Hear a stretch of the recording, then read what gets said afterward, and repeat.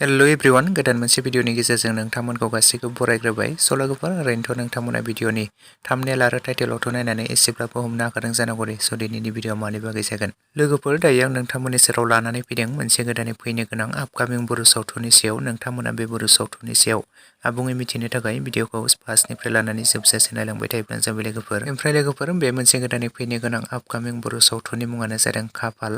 ओमफ्राय लोगोफोर बे मोनसे गोदानै फैनो गोनां आपकामिं बर' सावथुनाव जों गाहायै फाव खालामनायखौ नुनो मोनगोन गानिभाई कसारी, रंजाली ब्रह्म,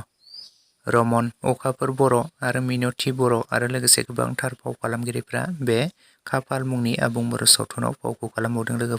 लोगोफोर आरो बे बर' सावथुननि स्ट'रि स्क्रिप्टखौ लिरदों सनजित सिंह बर', डाइरेक्टेडखौ खालामदों राहुल बर' बिथां।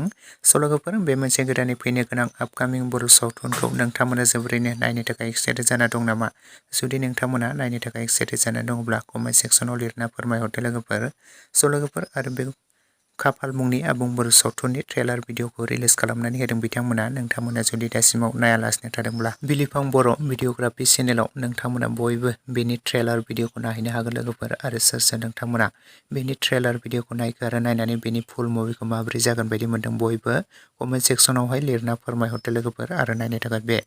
खाफाल मुंनि आबुं बर' सावथुनखौ नेनानै थाथ'दो लोगोफोर आरो बिथांमोना डिसक्रिपसनाव कन्टेक्ट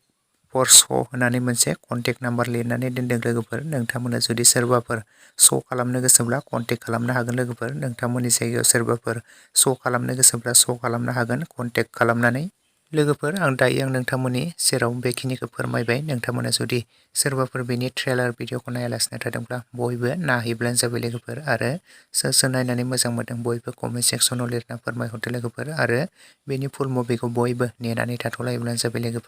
लोगोफोर लोगोसेनि दिनैनि सर्ट आपडेट भिडिअ बेखिनियावनो भिडिअखौ नायनानै जुदि नोंथांमोना एसेब्लाबो मोजां मोनदोंब्ला लाइक शेयार एन्ड कमेन्ट खालामदो लोगोसे चेनेलाव गोदानै फैदोंब्ला